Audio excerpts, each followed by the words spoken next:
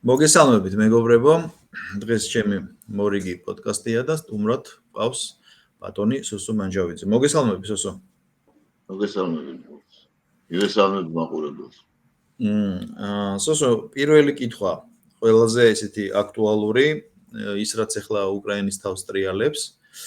ერთი რომ რუსები ავიწროებენ და ავიწროებენ ფრონტის ხაზზე, იქ მოაქციეს ალყაში ორ რეგიონში, მაგრამ სამხედრო თემა ეხა მე როგორც არასპეციალისტი ამ თემას არ გავშლი, მაგრამ აი პოლიტიკურ ნაწილში კი ნამდვილად სურს. მე ესეთი შტაბ-ეშტილება მჩება, ესე იგი მარკო რუბიოს გუშინწინდელი განცხადების შემდეგ თითქოს ამერიკელებმა ესეთი დეკლარაცია გააკეთეს, რომ მათ ამოწურეს ყველა რესურსი ზეწოლის, რომ ფაქტიურად რუბიოს განცხადება იყო, რომ სანქციებმა არ იმუშავა, განმეტი რა უნდა გავაკეთოთ, ხო? ხა მე რჩება მართლა ტაქტიკური ბირთვული იარაღის გამოყენება, რაზეც ახლა არავინ არ წავა, არ არსებობს გამორიცხულია და ამის ფონზე უკრაინაში ატყდა ერთი ამბავი და ყველაზე ცუდი ის არის, რომ ენერგო რესურსებში ისეთი კორუფციაა, რომ უკვე რუსეთში გადის კვალი, რომ რაღაც ერთობლივად იჭრებოდა, იხერხებოდა ეს ევროპული ფული. და ამას კიდე ემატება ის, რომ ზელენსკის პირადი გუნდიდან ხალხმა უკრაინა დატოვა, ბევრზე საქმე აღიძრა და იქ უდიდეს ფულზე არის ლაპარაკი.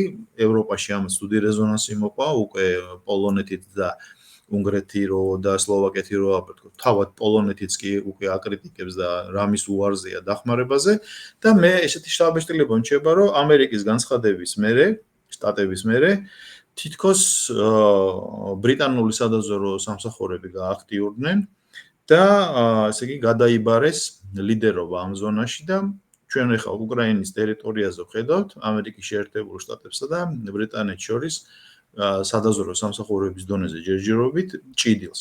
რამდენად ეს ასეა და რა შეიძლება რომ მოყვეს საერთოდ უკრაინაში ამ ყველაფერს? კიდევ ერთხელ მოგესალმებით. ეს რა თქმა უნდა ეს ასეა. ასე იყო საერთოდ ბრიტანული სადაზვერვო სამსახურები და საერთოდ ბრიტანეთი უკრაინის კონფლიქტში იყო ჩარეული თავიდან, იყო ამ კონფლიქტის ერთ-ერთი ასე ვთქვათ ინიციატორი და მეცაც ვიტყვი ახლა გავიხსენოთ 22 წლის სტამბულის შეთანხმებების ჩაშლის ისტორია და იქიდან ყველაფერი ნათლად ჩანს, ხო, როცა ჩავიდა ჯონსონი და აუგრძელა პირდაპირ ზელენსკის ამ უკრაინელებს საერთოდ ამ ხელშეკრულებაზე ხელის მოწერა და ბოლომდე ბრძოლა, ესე იგი, იყო მისი ლოზუნგი. ამის გარდა ახლა თვითონ ზელენსკის დიდხანს იცავდა და ალბათ ახლაც იცავს ბრიტანეთის სპეციალური სამსახური, ხო, საიდუმლო სამსახური და ზოგადად ბრიტანელები რო აქტიურები არიან ამაში ეს ცნობილია. ახლა ტრამპის ადმინისტრაციის მერე ბრიტანეთსა და შეერთებულ შტატებს შორის არსებობს გარკვეული უთანხმოება იმასთან დაკავშირებით, რა ტაქტიკა და საერთოდ როგორ წარიმართოს ეს უკრაინის საკითხი. ტრამპს განსხვავებული შეხედულებები აქვს, თუმცა ამავე დროს მასაც, რა თქმა უნდა, მისი გეოპოლიტიკური ინერცია შეერთებული შტატების იმგვარია, მიუხედავად შიდა ელიტაში ტაქტიკური განსხვავებებისა, რომ უკრაინაში რუსეთის გამარჯვება მათთვის აბსოლუტურად მიუღებელია. გეოპოლიტიკურ თვალსაზრისით. იქიდან გამომდინარე, მაგრამ ტაქტიკური და გავლენების საკითხზე, რა თქმა უნდა, ისინი მუდმივად ქიშფობენ. ხომ გვახსოვს ჩვენ 100-იანი ხელშეკრულება რო დადო ბრიტანეთმა უკრაინასთან და შემდეგ ტრამპის ესე რისხვა ამის გამო და მერე ის რესურსებზე გვახსოვს ხო ტრილიონიანი ესეთი პერიპეტია, რომელიც აი ეს PR პერიპეტია, ასე ვთქვათ, მიილია და მიილურსა, ასე ვთქვათ, სხვა მოვლენების მიღმა. ხო, და მე ესე მახსოვს მაპატიე, იქ იმ ტერიტორიებზე, რაზეც ტრამპს და ზელენსკის ადმინისტრაციის შორის ხელშეკრულება დაიდო, თურმე ადრე ბრიტანელების ის იყო ინტერესები ჩადებული. 100-წლიანი ხელშეკრულება მაგაზე დაიდო, ხომ? აი გვახსოვს, ხომ? ახლა ის ტერიტორიები, პაკროვსკის ტერიტორია და ზოგადად აი ეს სადაც უნდა მიმდინარეობს, იქ არის ლითიუმის ისინი, რა ქვიათ, მარაგები, სხვადასხვა მინერალური რესურსების მარაგები თუმცა ეს უფრო ახლა მათი დამუშავება იმდენ იმასთან არის პრობლემებთან დაკავშირებული და იმ ხილა კაპიტალ დაბანდებებთან და მით უმეტეს არასტაბილურ ვითარებაში და რუსეთთან შეუთანხმებლად და მით უმეტეს როდესაც ამასთან დაკავშირებით არის ბრიტანეთს, შეერთებულ შტატებს, ევროპის ქვეყნებს შორის უთანხმოებები, ეს უფრო თეორიის სფეროს განეკუთვნება და PR-ის სფეროს განეკუთვნება უფრო. ზოგადად ტრამპი რასაც აკეთებს, ამ ისი მოქმედებების უდიდესი ნაწილი შიდა მოხმარებაზეა გათვლილი. ესეც ცნობილია. და რაც შეეხება საკუთრივ ახლა მიმდინარე პროცესებს, ნაბუს მიერ, ანტიკორუფციული ორგანოს მიერ, ამ სპეცოპერაციების ჩატარება და ამ ინფორმაციის გამოქვეყნება. ეს დიდი ხანია ეს პროცესი მიმდინარეობს.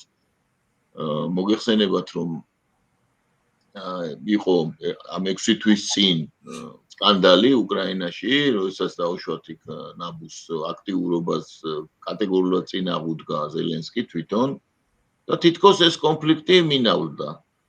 მაგრამ თურმე არ მინავლებულა და მიმდინარეობდა აქტიური საგამოძიებო მოქმედებები, რასაც ჩვენ ვხედავთ. და ეს რასაც ვხედავთ, ეს აისბერგის ზედა ნაწილია. აისბერგის ქვედა ნაწილში არის კიდე ათასობით ჩანაწერი, ეს განუწყვეტლივ მიმდინარეობდა ეს ჩანაწერების ესე იგი წარმოება. ორივე დაზვერვა მუშაობდა ამაზეც, ხო? ამერიკელებიც იწერდნენ და ბრიტანელებიც. ბრიტანელებიც და როდესაც ახლა ამერიკელებმა უკვე გადაწყვიტეს, როგორც ჩანს, გარკვეული მოსაზრებების გამო, გარკვეული ათვლების შედეგად, რომ უკვე ასე გაგრძელება შეუძლებელია, უკვე რესურსი ამოწურულია ზელენსკის და მისი გუნდის რესურსი ამოწურულია, ფრონტზე მდგომარეობა იცვლება და პირიქით იცვლება კიდეც სულ უფრო და უფრო კატასტროფული ხდება და ზოგადად ახლა გათვლები, რომელიც ხშირად ახლა შედარებით ადეკვატური ექსპერტების მიერ კეთდება დაუშვათ დასავლეთში, აჩვენებს იმას, რომ დაუშვათ ელემენტარულია, რომ ფრონტის ხაზზე რაოდენობა რუსული ძალების რიცხობრივი რაოდენობა თუნდაც იზრდება და სამობილიზაციო რესურსი ესე იგი არ ილევა კი არა, საერთოდ არც მოდი ესე ვთქვათ მობილიზაცია არც არის იქ, უკრაინაში კიდე 7 მობილიზაცია იყო და მოგეხსენებათ და აღარ ყოფნის ელემენტარულად ფრონტი ვეღარ უძლებს მიუხედავად იმისა, რომ მართლა ძალიან ძლიერი ორგანიზაცია ეს VSU, ანუ უკრაინის არმია, მაგრამ კატასტროფული დანაკარგებისა და სხვადასხვა კიდე პოლიტიკურ განზრახვებზე არ ენანება უკრაინის პოლიტიკურ ხელმძღვანელობას თავისი ჯარისკაცები, რაც პოკროვსკის პერიპეტიებმაც დაგვანახა. ხო,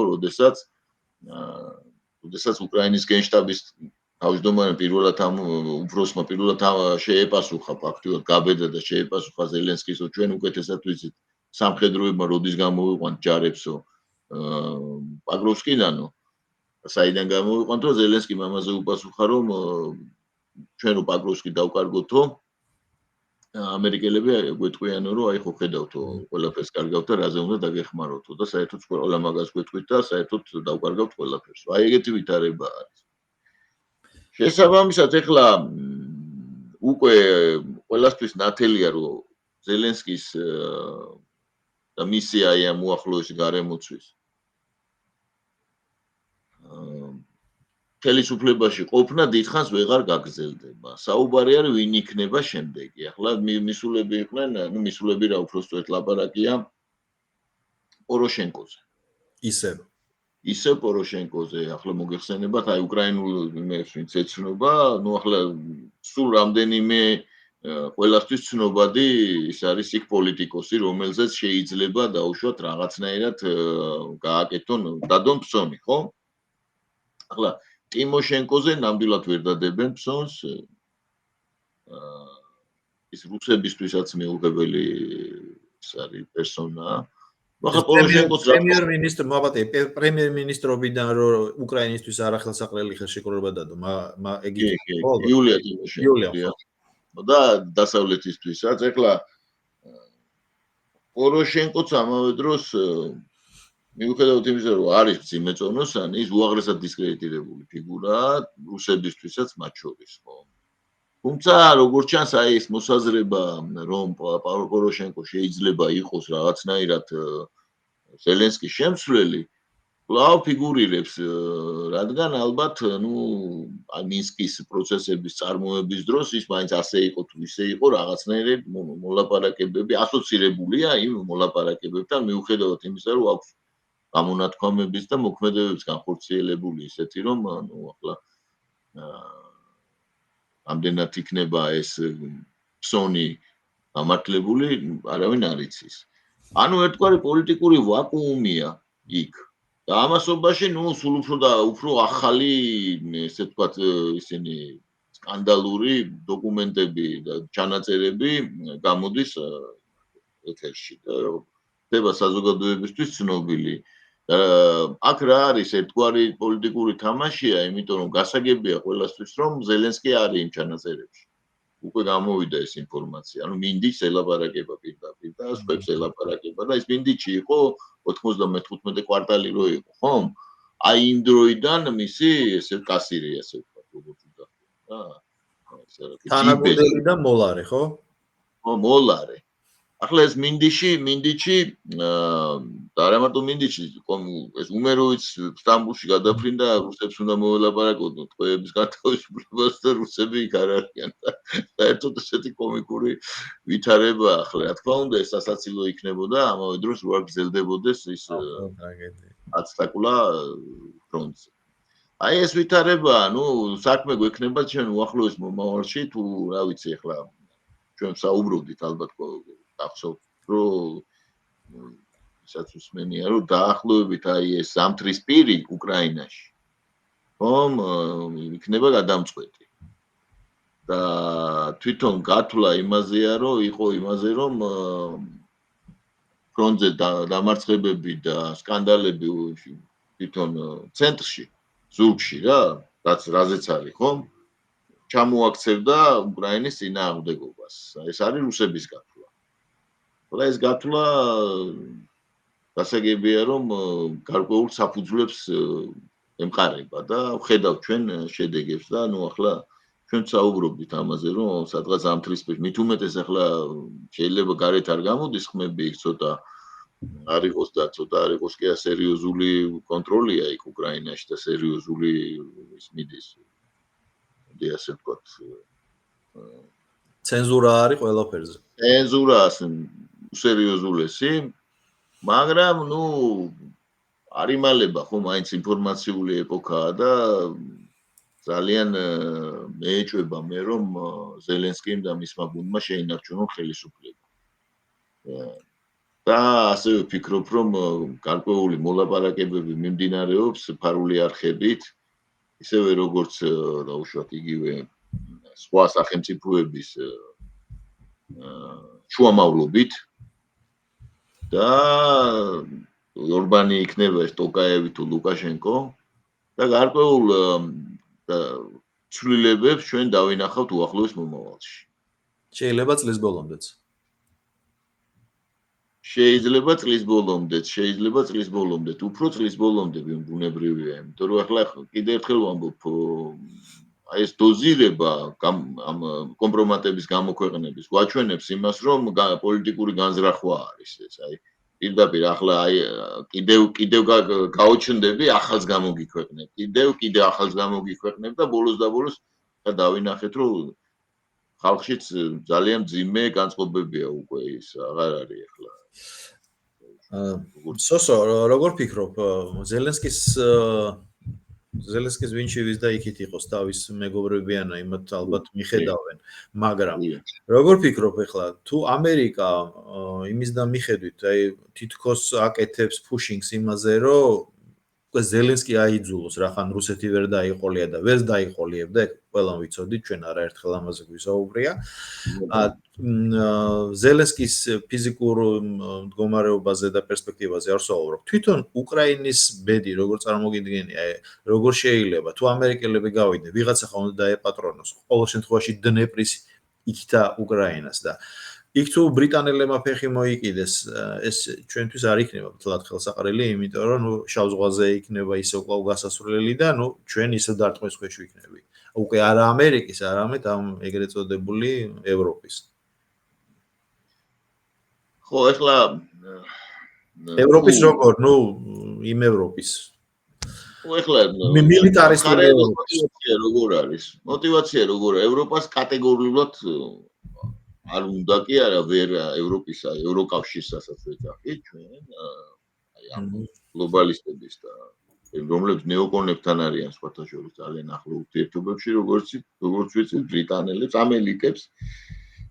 საერთოდ გაგონებაც არ უნდათ რუსეთის რაღაც გამარჯვების სცენარის. რუსეთს კიდე კატეგორიულად რუსეთი კიდე რიაბკოვის როგორც კი მიაღწევს რუსეთი, აგერ დავემახსოვროთ იმას იმ მიზანს, რასაც ის აღწევს, ანუ რა მოხდა ახლა სინამდვილეში, ის აღწევს იმას, რომ უკრაინა ფაქტიურად მისი მიზანია უკრაინის პოლიტიკური ნაციის იმ დონეზე დასუსტება, რომ უკრაინაში უკრაინა არ იყოს ანტირუსეთი. ეს ნიშნავს იმას, რომ რუსეთი შეეცდება არ დაუშვას, მე ახლა ამას კი არ ვლაპარაკობ, უშუალოდ ესე იქნება ან არ იქნება, მე ვლაპარაკობ აი რუსეთის სამხედრო პოლიტიკური ელიტის განზრახვას. ის შეეცდება არ დაუშვას უკრაინაში მისი სამხედრო პოტენციალის რეგენერაციის და იქ ნატოს ბაზების განთავსება, ანუ ეს მისთვის არის აბსოლუტურად მიუღებელი და თუ ეს აქამდე მაინც ვერ მიაღწევს, ასე ვთქვათ, რუსეთი ამ თავის მიზანს, მოსალოდნელია ამაზე ერთ კიდე 13 წელს ვწერდით ჩვენ, რომ უკრაინა არის პოტენციალურად ატომური იარაღის გამოყენების შესაძლო არეა. იმიტომ რომ ეს არის ჰარტლენდსა და იმას შორის ეს ველი არის ძალიან გეოპოლიტიკური დაძაბულობის ველი. ყველა არ ამბობდა ეს ბჟეზინსკის ფლობს იმას.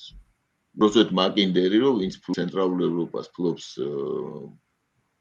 დიდ კუნძულს, ანუ იმას ჰარტლენდს, ვინც ფლობს ჰარტლენდი იგივე ხო? ის ფლობს მსოფლიოს. კი ბატონო და აი ამ პარადიგმაში მიმდინარეობს ეს დაპირისპირება. ამიტომ რუსეთისთვის ახლა ამოცანა არის, რომ მიაღწიოს უკრაინის დენაციფიკაციას, ანუ ამ იდეოლოგიის აკრძალვას, რასაც ისინი ეძახიან თვითონ ბანდერას იდეოლოგიას, დემილიტარიზაციას, ანუ უკრაინის ჯარის რაოდენობის კონტროლს, შემდეგ ესე იგი რუსული ენის სახელმწიფო სტატუსის აღიარებას, რუსული ეკლესიის უფლებების აღდგენას, ზოგადად ეს არის რუსეთის ასე ვთქვათ მოქმედების, რუსეთი ამისთვის იბრძოლებს ბოლომდე, ეს უნდა გვესმოდეს. მაბატია რა, ეს ის დარჩენილი უკრაინა, რომელიც რუსეთის მფარველობის ქვეშ არ იქნება, ხო? რა თქმა უნდა, უკრაინის დიახ ის დასავლეთ უკრაინის ჩათვლით. დასავლეთ უკრაინაში თუ დაუშვათ არ მიაღწევს ის რუსეთი იმას, რაც ჩამოთვალე აქვე, ხო? ომი გაგრძელდება. ომი თუ გაგრძელდება, ამავე დროს ის უნდა გვესმოდეს, რომ რუსეთიც არ არის კონსტანტა. ხო?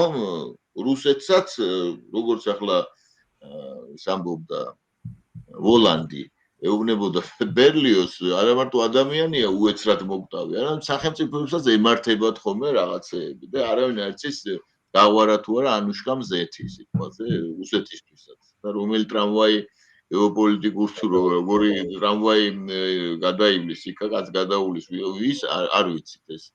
ახლა ვიღაცები არიან, ვინც ყველაფერი იცის, მაგრამ მე ასეთებს არ განვეკუთვნები. ხო და ჩემი ამიტომ ახლა რუსეთის განზრახვა ერთია და რეალობაში რა მოხდება მეორეა. ისევე როგორც ევროპელების ესე ვთქვათ ამოცანა რა არის, რომ შეინარჩუნონ უკრაინა როგორც ანტირუსეთი, შეაიარაღონ ის მაქსიმალურად და მაქსიმალურად დაასუსტონ რუსეთი, მოუსპონ მას გასასვლელები ზღვებზე, ჩაკეტონ ისინი ესე იგი იმაში, რა ქვია, შერეკონ დათვი კონტინენტურ სიღრმეებში მოუსპოს გასასვლელი დაუშვათ ბალტიის ზღვაზე, შავ ზღვაზე, თბილ ზღვებზე გასასვლელი ეს ცნობილი და ესე იგი გადაუკეტოს ეს სუვალკის კორიდორი, ეს ექსკლავი კალინინგრადზე მოახდინოს მისი ანიგილაცია და ასე შემდეგ და ამგვარები იგივე მოლდოვაში ის ექსკლავი რო არის, იგივე რუსეთია ესეც და მოკლედ აი ეს არის ევროპის კი არა, უბრალოდ დასავლეთის აი ამ წრეების განზრახვა და საოცნებო მიზანი, მოდით ასე. აი ამ ორ იმასთან გვაქვს ჩვენ შეხება.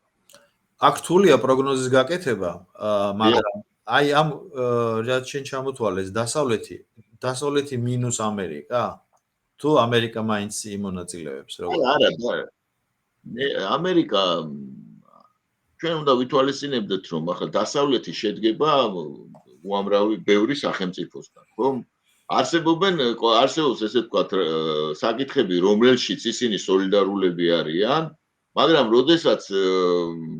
როდესაც აი ესა თუ ის საერთო საკითხი, დაუშვათ ზედმეტად დამაზიანებელია ამა თუ იმ სახელმწიფოსთვის, ის ცდილობს ესე იგი გაანეიტრალოს ეს უბრალოდ არ გააკეთოს როგორც უნგრეთია, სიტყვა სლოვაკეთი, ჩეხეთი. ყველას თავის ინტერესები აქვს სახელმწიფოებს, ხო? კი, არსებობენ ეს დასავლეთი გამოირჩევა იმით, რომ რაშია დასავლეთის ძალა, რომ ეს მოკავშირეები დაკავშირებული არიან ერთმანეთთან უამრავი საერთაშორისო ორგანიზაციებით. ეს ძალიან რთული ჩამოყალიბებული სისტემაა, თავის შიდა წინააღმდეგობებით, მაგრამ გარკვეულ დონეზეა ეს, რა ქვია, სოლიდარულები გარკვეულ დონეზე არიან და ახლა როდესაც საკითხი დგას, ახლა როდესაც ამერიკელების, ახლა როგორც ისინი ხედავს, ტრამპის ადმინისტრაცია ხედავს, ზიანდება დაპირისპირების ამ ხარისხით, რომელიც არის ცენტრალურ ევროპაში, ბუნებრივია, რომ ამერიკელები მეტი სარგებლის მიღებას ცდილობენ თავისი ინტერესების შესაბამისად. აი ეს ძალიან რთული ერთმნიშვნელოვანი ახლა დაუშვათ აი კითხვა ამაზე პასუხი. ესეთი გარკვეული პასუხი არ არსებობს. დასავლეთი კიდევ ერთხელ კოლექტიური დასავლეთი მაქსიმალურად შეეცდება, რომ რუსეთმა არ გაიფორმოს თავისი გეოპოლიტიკური გამარჯვება. როდესაც საუბარია იმაზე, რომ ევროპელები ომისთვის ემზადებიან, მათ ახლა ერთი წუთით წარმოვიდგინოთ, მოდელირება გავაკეთოთ. აი აქ მოკლედ, ხო? მაგალითად ჩამოიშალა ახლა უკრაინაში, გაირღვა ფრონტი, ხო? რუსული არმია მიემართება დნეპრისკენ, განუწყვეტელია და ეს იმ ფონზე, როდესაც განუწყვეტელ საშინელ დისკრედიტაციას განიცდის ზელენსკის ხელისუფლება და უკრაინაში შიდა პოლიტიკური დაპირისპირებაა, ხო? და რუსეთი აღწევს თავის პოლიტიკურ მიზნებს ამ შემთხვევაში, სამხედრო მიზნებთან ერთად ის აყენებს ულტიმატუმს, ამავე დროს ესე იგი წინააღმდეგობის საშუალებები აღარ არის უკრაინაში და ფორმდება იქ ისეთი პოლიტიკური აზრი, რომ დაუშვათ მოელაპარაკონ რუსეთს და იყოს უკრაინას სახელმწიფო ამ ვალდებულებებით. ხო? და იქ დაუშვათ სტეფანჩუკი იქნება თუ და მედვედჩუკი ჩადის თუ ვინ ჩადის ამ შემთხვევაში. ანუ აი ეს ხდება. ბუნებრივია, რომ ასე დროს იქნება ევროპისთვის აქტიურად ამ სამი ივანეს გაერთიანების ილუზია. ხომ? საფრთხე. ანუ საბოლოო ჯამში ძალიან მარტივია მე გადააფორმატირო და უშუალოდ ცნობიერება იგივე უკრაინელების და უეცრად უკრაინელებმა აღმოაჩინენ, რომ თურმე სულ სხვა ვიღაცები ყოფილან დამნაშავ. ანუ ამაში დაარწმუნოს პროპაგანდა ისეთი რამეა, რომ ძალიან სწრაფად მოქმედებს, როგორც დავინახეთ იგივე უკრაინის შემთხვევაში, როცა დაუშვათ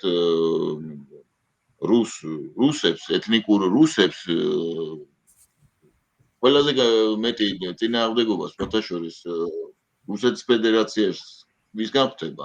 აღმოსავლეთ ევროპაში ცხოვრები რუსი უკრაინელების მოთაშორის. ანუ რუსი უკრაინელები დარწმუნდნენ, უკრაინელი რუსები დარწმუნდნენ, რომ ისინი არიან მტრები დაუშვათ რუსეთის. აი ესეთი ის არის. აი მან კითხვა ახლა ეს რუსები სხვანაირად აღიქვამენ იმან დუგინმა რო თქვა რომ когда русский сходит с ума, он становится украинцем. ანუ ასე იგი მე აი ასე ხედავენ ესენი. და უკრაინელები კიდე ხედავენ იმას, რომ მათი ქალაქები ისინი სადაც ცხოვრობდნენ, მათმა იგივე მათმა ეთნოსმა რუსეთმა გაანადგურა იქ ახლა საშინელი მდგომარეობაა, ხო? ერთი წუთი მათ ტყავში იმას თავი წარმოვიდგინოთ, რომ ადამიანი ცხოვრობს თავის ქალაქში, ახლა იმას სულ არ აინტერესებს გეოპოლიტიკა, ხო? და მისი სახლი უცბად გადაიქცა იმას აღრდენ წერტილად, ასე ვთქვათ და ხან დრონი ეცემა, ხან ისა და თვითონ სადღაც არის გაქცეული ოჯახები დანგრეული და ასე შემდეგ. აი ესეთი წინააღმდეგობრივი ვითარება არის და ძალიან ტრაგიკულია, რა თქმა უნდა, უკრაინელი ხალხის ბედი. ხო, იმიტომ რომ გვინდა არ გვინდა, ჩვენ ბედზე გადაურჩით მსგავს სცენარს 2008-ში. ეს არ დამავიწყდება არასდროს და კიდევ კარგი რომ უბრალოდ ჩვენთან ეს პრობლემა ამდენხას არ გაიწელებოდა, ხა ყველა ვიცით ეს უფრო მალე დამთავრდებოდა და ბევრად დრამატულად. საერთოდ შეიძლება ყოფნა არ ყოფნის საკითხიც დამდგარიყო. და ეხლა აი ამ კონტექსტში მე მაინტერესებს ის რომ ევროპული ბიუროკრატია აი ამ გამოწვევების ამ ესეთი გენერალური გამოწვევების მიუხედავად მათ კიდე რჩევათ დრო, რესურსი და უნარი რომ გერმანიის ელჩი რომელიც უკან დაბრუნდა და კიდე სხვადასხვა პოლიტიკური პირები, ოფიციალური პოლიტიკური პირები, აი მაგალითად ის საიდუმლო სერობასავით რომ მოახდინოს კერძო ბინაში საფრანგეთის კი ბატონო. საელჩოსთან ერთად. აი ამას რა განმარტება შეიძლება მივცეთ, იმიტომ რომ ეს ალბათ არ დასრულდება. არ დასრულდება. მანამ სანამ თვითონ ევრობიუროკრატიაში არ მოხდება ცვლილებები და ჩვენ რა უნდა გავაკეთოთ? ამის აპეცონი. თუ რამე რესურსი არსებობს საერთოდ. ისა რესურსი სანამ ამ განწყობაზეა ევრობიუროკრატია, რა თქმა უნდა, რესურსი ჩვენ არანაირი რესურსი არ აქვს. ახლა რამდენიმე მიზეზია ამაზე ბევრჯერ მისაუბრია ჩვენ. რამდენიმე მიზეზი რატომ? პირველი ეხლა უკვე აღარავისთვის საიდუმლო არ არის, რომ მიმდინარეობდა გამალებული ცდილობები, რომ დაუშვათ საქართველოს შეექმნა პრობლემები, სამხედრო პრობლემები რუსეთის ფედერაციას. რა იყო ამის მიზეზი? მიზეზი, უბრალოდ რა განზრახვა იმალებოდა ამის უკან, რომ იმ შემთხვევაში თუ რუსეთი შეიჭრებოდა შეიჭრა უკრაინაში და ამავე დროს გაიმართებოდა ბრძოლები, ანუ სამხედრო მოქმედებები დაიწყებოდა საქართველოშიც. და შეგახსენებთ, რომ მანამდე იყო რუსების სამხედრო ოპერაცია ყაზახეთში. გახსოვს იქ არეულობა რო იყო და რუსები შევიდნენ რამდენიმე 1000 ჯარისკაცი და გამოიყვანეს ისინი, სანამ უკრაინის კამპანია დაიწყებოდა, ზუსტად. სანამ უკრაინის კამპანია დაიწყებოდა. ანუ ამოცანა იყო, შექმნილი იყო წარმოდგენა, რომ რუსეთმა დაიწყო საბჭოთა კავშირის აღდგენა. საქართველოს ამ შემთხვევაში საქართველოს საკითხი ძალიან ისეთი იოლად გადასაწყვეტი პიარის თვალსაზრისით, რომ რუსეთმა დაიწყო, რა ქვია, საბჭოთა კავშირის აღდგენა და შემოიჭრა საქართველოში და მოგეხსენებათ იმ პირობებში ძალიან ადვილი იყო ამის თქმა, ხო, იმის მიუხედავად დაუშვათ ვინ დაიწყებდა კონკრეტულად, ვინ გაისროდა პირველს. იქოდნენ რომ პირველი სხვამ გაისროდა. რაღაც მნიშვნელობა რა პიარი იყო უკვე გაჩვენილი. და ცხადია რომ იმ ეტაპზე ჩვენთვის ეგ რა თქმა უნდა იქნებოდა რუსეთისთვის იქნებოდა ეს პრობლემა. თან სერიოზული პრობლემა იქნებოდა. ვინაიდან ეს არ იქნებოდა მარტო საქართველოს სამხედრო დაუშვათ სამხედრო რესურსების გადასროლა საქართველოს ოკუპაციისთვის. ეს იქნებოდა ასევე ყველას მაგალითი ყველასთვის რომ რუსეთი პუტინი გაგიჟდა დაიწყო ესე იგი პროცესები და ასევე გააკეთებს ის ყაზახეთში, ასევე გააკეთებს სხვაგან. და ეს გეოპოლიტიკური გეგმა საკმაოდ შორს მიმავალი მერე, იმიტომ რომ საქართველოს ოკუპაციას დაჭირდებოდა გარკვეული ძალები, ასევე საქმეს ჩაერეოდა ისეთივე ზღვის საკითხია კიდე სხვათა შორის. იქ იქ მთელი რიგი საკითხი ამიერკავკასიის ქვეყნების განწყობა, შუა აზიის ქვეყნების, გლობალური სამხრეთის განწყობა ამასთან დაკავშირებით ძალიან მძიმე იქნებოდა და ძალიან გაუადვილდებოდათ, ასე ვთქვათ, ჩვენი მსხვერპლშეწირვის ხარჯზე ძალიან კარგ პოზიციაში დადგებოდნენ. და ამ დროს საქართველოს ხელისუფლება უარს აცხადებს ამას. ცხადია ახლა ეს ძალიან მძიმე განწყობებს გამოიწვევდა და გამოიწვია კიდევაც და იმის მერე მიმდინარეობს ვერბალური ომი ფაქტიურად საქართველოს წინააღმდეგ. აქ არა აქვს მნიშვნელობა ახლა დაუშვათ რა ის არის დაუშვათ საქართველოს მთავრობაში მოგწონს ეს არ მოგწონს დაუშვათ ზნეობრივად, პოლიტიკურად, ეკონომიკური პოლიტიკის თვალსაზრისით ასე შემდეგ 1000 ის არის, ხო? აქ ლაპარაკია ზუსტად აი ამაზე, აი ამ მომენტზე. ამ მომენტზე. იმის შემდეგ, რამდენი განუწყვეტელი რევოლუციების ცდილობებია. განუწყვეტელი აბსოლუტურად და ეს არ თავდება. და ათმაკ იმედი რომ სანამ აი ეს ვითარებაა უკრაინაში და სანამ ეს გეოპოლიტიკური დაპირისპირებაა, არ მაქვს იმედი რომ ისინი შეეგუებიან დაუშვათ საქართველოს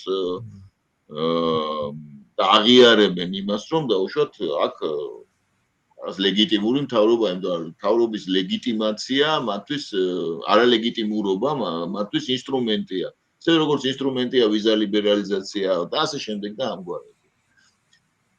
ხო და ახლა ეს საფრანგეთის ახალი ელჩის ზოგადად ახლა გიგზავნიან საქართველოში აგზავნიან ელჩ პროვოკატორს. გერმანია და საფრანგეთი ორთავე, წინა საფრანგეთის ელჩი იყო საერთოდ, არ ვიცი ახლა. უპრეცედენტო მოვლენა დიპლომატიის ისტორიაში, მართლაც, აი როგორც ახლა გარეგნულად, ისე ქცევით, დადიოდა იმ სასამართლო პროცესებზე და ვერაფრით ვერ დავიჯერე რომ ეს საფრანგეთის ელჩი იყო. თუნდაც ხა ფრანგული დიპლომატია ტალეირანი მოგესმის ჩვენ თვითონ დიპლომატიის ერთ-ერთი ის არის ხო სამშობლოა ერთ-ერთი საერთოდ დიპლომატიის ენა ფრანგული იყო საუკუნეების განმავლობაში და უეცრად მოგვევლინა ეს საოცარი ენჯეოშნიცა რაღაც საოცარი წევი. გერმანიაში ფიშერი საერთოდ ლეგენდაა. მინდა ვთქვა რომ ლეგენდაა და აი ახლა ფიშერის თავგადასავალი საქართველოში ცალკე იუმორისტული ლიტერატურულ ნაწარმოებს საჭიროებს. კალამს. ფიშერია და დავარქვი მე მაგას. ანუწყვეტლივ ხარ დავიდა ბოლო ესე იგი აიწვიეს იქით, იმიტომ სკანდალი იყო AfD-მ იმასთან რაშვება ეს და ბოლოს ასაკეთებს ფიშერი საქართველოში ვის აინტერესებს ემსახურებაო ტირაობს ოპოზიციონერის საფს და გადასახადს ამალავსო და საერთოდ რა უბედურებად კითხვებისთვის გაიწვიეს გერმანიაში. ჩამოვიდა და დადგა ისევე იქ რუსთაველზე. და ყლიპავს თვალებს. აი წარმოუდგენელი რაღაცეები ხდება მართლაც. და ახლა საფრანგეთის ეს საიდუმლო სერობა საფრანგეთის ახალი ელჩის მელიქაც ბინაში კონსპირაციულ ბინაში ორგანიზაციების წარმომადგენლებთან ათბირი როგორ მოამარაგონ ისინი ფულით და გადივერსიული მოქმედებები განახორციელონ, ეს კიდე მეორე ლეგენდაა. ამიტომ მე არ მაქვს იმედი რომ ეს დამთავრდება მალე. მე მგონია რომ ეს უკრაინის ომზეა დამოკიდებული საქართველოს აი ესეთი საქართველოს მიმართ ასეთი პოლიტიკის განხორციელება. ამასთან იხარჯება დიდი ფული ლობირებისთვის სხვათა შორის შეერთებულ შტატებში. თავისივე დაფინანსებული აქვს პოლიტიკური და NGO სექტორი. იქ ამერიკის კონგრესში ცდილობს და სენატში ცდილობს ლობირებას და მარკო რუბიოზე არიან ცდილობენ გავიდნენ და ასე შემდეგ მაქვს ეს ინფორმაცია და გასულებიც არიან და ახლა რენტპოლმას თქვა მოგეხსენებათ იყო ძალიან კაი ინტერვიუ არის იმასთან რა ქვია იზილეინთან და რენტპოლმა თქვა და არა მარტო მან თქვა არამედ ისედაც პირად საუბრებშიც რომ გასაგებია იციან მან ძალიან კარგად მასინასთან.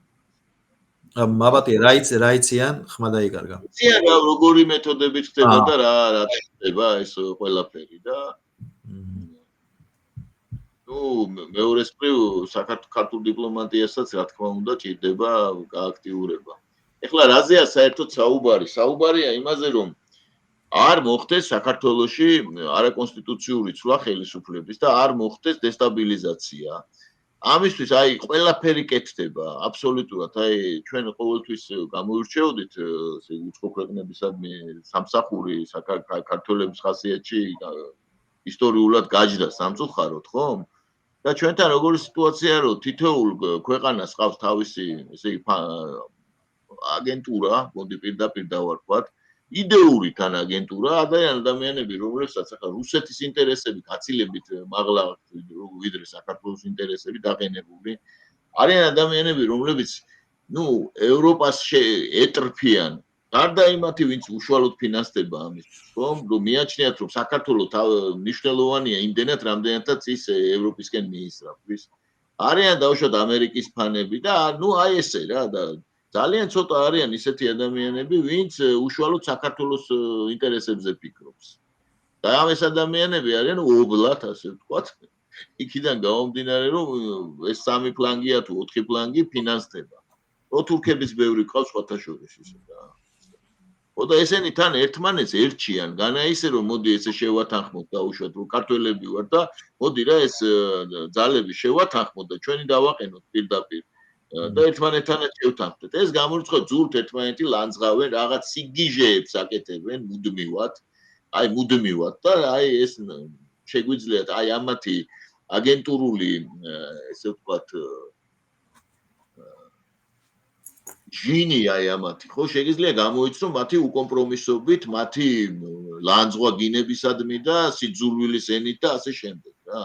მათი აი ეს აშკარად ჩანს ესა რა, პირდაპირ აი სუნი გეცემა ადამიანს პირდაპირ, რომ აი პირდაპირ აკეთებენ რაღაც PR იმას რა, შეტევებს და ზუსტად იმას წინააღმდეგ, ვინც დაუშვათ ცდილობს რომ საქართველოს ინტერესებზე იფიქროს. და უძახიან ამას ხან თავრობის იმას, რა ქვია, აბრალებენ იმას, რომ დაუშვათ ვიღაცა ვინც სახელმწიფოზე ფიქრობს. სახელმწიფოზე უნდა იფიქრო, თავრობა რო ყავს იქ, შენის თავრობა რომ დაუშვათ დესტაბილიზაცია მოახდინო იმ თავრობის და ჩამოაგდო, მერე ვინ იკავებს ამ მათად სიტყვაზე. ხო? რო ეკითხები ამას, ამის მერე სტუპორი ემართებათ. ემართებათ ისა რა ქვია, კოგნიტიური დისონანსი. რო ეკითხები, რო კი, დაუშვათ ჩამოაგდე. მერე ვინ მოკავს? ხან იძახდნენ რაღაც კოალიცია, რაღაცა, ეხლა ვიღაცები სხვა რაღაცებს იძახიან. ელემენტარული საკითხებია, ხო ესა რა, აბსოლუტურად. და პირად ამ აგენტურულ თავის აგენტურულ პრაქტიკას და პირად სიძულვილს და იმას, რომ თვითონ რო არ არიან ხელისუფლებაში, დაქცეულა წაუღია წყალს ყველაფერი, ხო, მე თუ არ ვიქნები. აი ამის გადაყოლება უნდა ჩვენი მომავლის და საქართველოს პერსპექტივის უკვე აქვს ასეთი პერსპექტივა. შესაძლებლობების მოდი ასე. ეს რა თქმა უნდა ძალიან სამწუხარო რამ არის და სულ მახსენდება მე ახლა.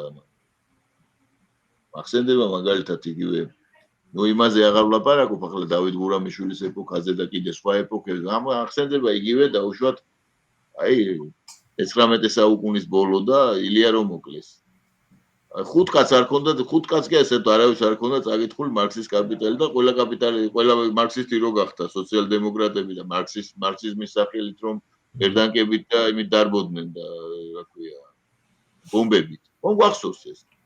ხო, იგივეა ახლა 90-იან წლები გავიხსენოთ, იგივე ეს მიშიზმი გავიხსენოთ, რაც ხდებოდა და ასე შემდეგ და ახლა გავსი მოვლენების რო უყურებ ამ რეციდივებს, მაგალითად მე გული მტკივა ბატონო ნიკოლე, მაგალითად. სამწუხარო.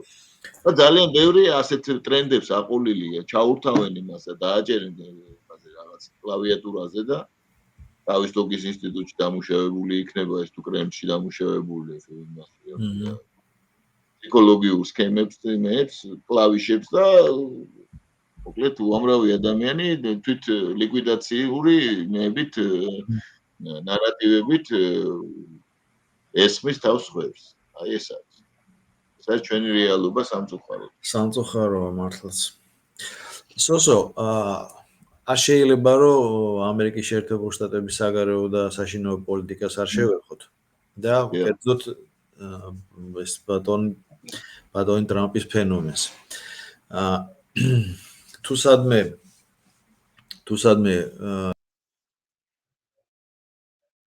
ესე იგი არის ცინიზმი, ახლა და უფრო გამოაშკარო პოლიტიკა და რას გულისხმობ?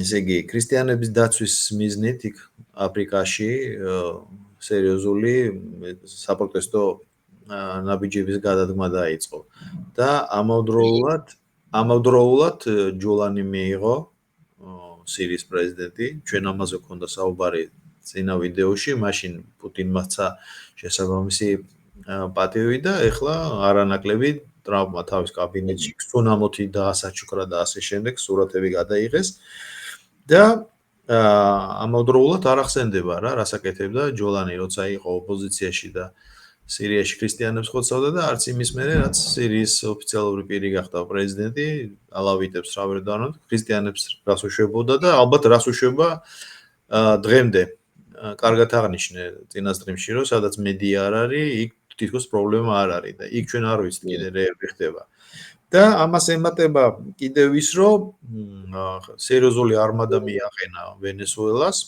მაგალითად ჩვენ გვეგონა ყველას ახლა ვინც მეტნაკლებად მედიაში ინფორმაციას ვიღებთ რომ ამ ღამეს ალბათ საჰაერო დარტყმას მიიტანდა და რა სიტყვი რა არის ეს რა კამპანიასთან არის საქმე უბრალოდ ყურადღების გადატანა უნდა ეს კიდე ერთი მიზეზია რომ მე ისე ჩემს იმას ვაწვევი იდეას რომ ევროპიდან ნელა-ნელა გასვლა უნდა და გადაბარება ამ პრობლემის თუ რა არის ეს ყველაფერი თუ უბრალოდ ფსიქოზია და ამერიკის შეერთებული შტატების დაისუყურებთ უკვე ხო ახლა ძნელია რომ აქ წარეთ არ გაგეცინოს იგივე ალ-შარას кейსი რო ავიღოთ ხომ და უეცრად ესე იგი ამავე დროს რაღაც აი ეს ავტობიც დიდარ რეგიონების ასე ვთქვათ მიზანში ამოღება ხო და იქ უეცრად ქრისტიანების უფლებების დაცვის საბაბით ახლა იქ მადურო დაუშვათ იქ მეუღებელი იყო პირველ კადენციაში ტრამპის ხო გვახსოვს იქ გუაიდო რო აირჩიეს და ასე შემდეგ ხო ამავე დროს ახლა იქ კიდე სამხრეთ აფრიკაში მოგეხსენებათ იქ პრობლემებია თეთრ გურებთან დაკავშირებით ეს პრობლემები არსებობს მაგრამ სხვაგანაც არსებობს და სადაც არ არის ნავთობი იქ რატომღაც ესე იგი არ ახსენდება იგივე დაუშვათ სამხრეთ სუდანში რა კატასტროფაც ხდება ხომ იქ ჰუმანიტარული კატასტროფა ხო არა მარტო იქ ღაზას სექტორში რაც ხდებოდა ამდენი ხანი ახლა ის რატომღაც ესე იგი არ არის ისი წუხილის საგანი ობიექტივის მიღმა დარჩა თორე იქ პრობლემები საერთოდ არ განელოდება მოაცილეს ეს ობიექტივი ხო და ასე შემდეგ ხო და სხვაგან რომელი ერთი ახლა იგივე იმ ნავების დაბომბვა დაუშვათ სადაც გამოიყენეს აბსოლუტურად ძალა სასამართლოს გარეშე ხომ ყოველგვარი მტკიცებულებების გარეშე ესე იგი იმ ნავში არც არავის უპოვია ის ქვია ჰეროინი თუ კოკაინი უბრალოდ და არც საერთოდ ის მარშრუტი კოკაინის მიწოდების საერთოდ არც ფუნქციონირებდა ხომ კოკაინი გასაგებია საიდანაც შედის და ამფეტამინების ადიხარში წელი სალაპარაკოა სრულად წარმოუდგენელი პლასტიკის ავლენენ როცა დაუშვათ ამ ნავებს ანადგურებენ და იღუპება იქ ადამიანები ხო საეჭოდ გადაიტანა სიმძიმის ცენტრი მექსიკიდან უცებ ვენესუელაზე ხო მექსიკიდან ვენესუელაზე ნუ ამან გვახსოვს ხო ახლა ჯერ კანადას იბრუნებდა შტატად მერე იმას ქვია დანიას ართმევდა გრენლანდიას ხომ გვახსოვს ესეც ახლა ვენესუელას დაეტაკა მანამდე ერთ დღეში ანთავრებდა უკრაინაში ომს მერე ყველა იბრალებს ყველა ომი მან დაამთავრა და ნუ წარმოუდგენელი ბაქიაობის რაღაც საოცარი კორიენტელია ყოველ წუთში ხომ მასთან მისგან და განუწყვეტლივ იცვლის პოზიციებს. ამავე დროს ახლა ისიც უნდა ვიცოდეთ, რომ ეს მისი სტილია, როგორც ჩანს ის ითვალისწინებს იმას, რომ პოსტსიმართლის ეპოქაში თავარი არის იმ ცუდიერი ინფორმაცია და ამ ინფორმაციის გავრცელება და გამეორება. ასე მოცულობა ინფორმაციის და მისი გამეორადობა არის თავარი და ახლა სიმართლეა თუ არ არის სიმართლე, პასუხს მაინც არავინ არ გთხოვს. აი ეს ვითარებაა ახლა რა, თორე ახლა რომ დავიწყოთ ისი ესე ვთქვათ შეპირებები და აღარა ვინ თხოვს პასუხს, ხო? თუმცა გარკვეული განწყობები ილექება და ეს ელექტორალური შედეგებიც სახეზე გვაქვს. როდესაც აბსოლუტურად მყარი დემოკრატები გამოაცოცხლა თავისი ამ ასე ვთქვათ მოქმედებებით, ხო? იგივე ეპშტეინის სიასთან დაკავშირებით რაც მოხდა, ხო? მაგას ელექტორატი ძალიან დაზიანდა ტრამპის მხარდაჭერა. მერე იგივე ჩარლი კერკის მკვლელობა. ჩარლი კერკის მკვლელობა, ну ახლა ვინც უსმენს და უსმენს ამას ყველაფერს და აინტერესებს ზუსტად აი ეს ხერხემალი მისი ელექტორალური მხარდაჭერისა, ხო? ის ხალხი, ვისაც აინტერესებს ეს ყველაფერი და ტრამპს უყურებდა როგორც აი ამ გლობალური ბოროტების წინააღმდეგ მებრძოლ ადამიანს, ხო? უცბად ირკვევა, რომ არც ეპშტეინის შეაქვეყნდება და ჩარლი კერკის მკვლელობასთან დაკავშირებით საერთოდ მეორდება ალი ჰარვი ოსვალდისა და იმის ქვია მისი ძმის მკვლელობის ასე ვთქვათ MK Ultras და სხვა ისტორიები აშკარად გამოჩნდა და ნუ ბოდვითი ვერსია რომელიც წამოაყენეს იმდენად ბევრ წინააღმდეგობას წააწყდა და იმდენი ისიპოვეს მასში ნაკლი რომ ნუ რამდენი პროცენტი იყო გამოკითხვის თუ არ ვთქვი 70%-ს არ ჯეროდა რომ ჩარლი კერკი მოკლა იმ ტაილერ რობინსონი მაგალითად ხო შესაბამისად ამან იმოქმედა ესე იგი მის მიმართ ეს ელექტორალური ენთუზიაზმი ნუ ახლა ამერიკაში ხარ და მე ნიუ-იორკზე მინდა შეგეკითხო ორი წუთი რა მივიღეთ არა დაასრულე უბრალოდ ნიუ-იორკზე მინდა ხო ნიუ-იორკზე კი ბატონო მე დავასრულე ის რა ქვია ამერიკაში რომ ვარ ზუსტად ისა რაღაცა ნატურაში ხედავ ამას ყველაფერს ანუ გაგონილი კი არ არის აი ეს აღქმის დონეზე ვარ და ყოველდღიურობაა რა და რაც ნიუ-იორკში მოხდა ამის მოლოდინი იყო ანუ მოლოდინი როგორ პროგნოზები და ხომ იცი ყოველთვის ტარდება გამოკვლევები იმ გამოკვლევებს როგორც საქართველოში უკვე აქაც ფასი აღარ აქვს მაგრამ სადღაც რაღაცა ორიენტირი იყო რა რომ აი ეს ამდენ პროცენტს აიღებ და ეს ამ პროცენტს მაგრამ ეხლა რაც ნიუ-იორკში მოხდა აი კარგად თქვი რომ ტრამპმა თავის ნაბიჯებით დემოკრატიული პარტია გამოაცოცხლა წინ წამოწია და კიდევ უარესი რომ ამ დემოკრატიული პარტიის უკიდურესი მემარცხენე ნაწილი წამოწია.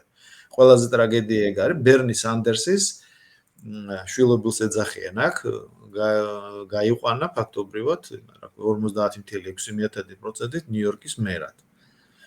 და მერე გამოქვეყნდა რომ ალექს ორესთან ანუ დიდი სოროსის შვილთან ფოტოები და უკვე აშკარად არის რა ტრანშებით არის ეს პიროვნება აქ მოყვანილი და აი ეს იმის ასე ვთქვათ გაგრძელება იმ კითხვისა რომ აი აქ ეხლა ეს ყველაფერი რაც ტრამპის ჩემი აზრით არათანმიმდევრულმა პოლიტიკამ გამოიწვია რომ ნიუ-იორკში მოვიდა ნიუ-იორკში აი ესეთ ქვეყანაში ესეთ ქალაქში რომელიც ცნობილია რომ არის ებრაული ქალაქი და ამაში დასაძრახი არაფერია ნუ მათი აშენებულია რეალურად და მოვიდა ფაქტობრივად ანტისემიტი და აი ამას როგორ შეფასებას მიცემდი ეს შემთხვევითი მოვლენა ანუ ყურადღება მოაკლო რესპუბლიკურმა პარტიამ თუ უბრალოდ უკვე იმდენად არის ვერტიკალი მორხეული რომ სად რა მოხდება უკვე არავინ იცის ეგეც არის რა თქმა უნდა ახლა მანდანა ანტისემიტი იმდენად არის რამდენიც ანტისიონისტია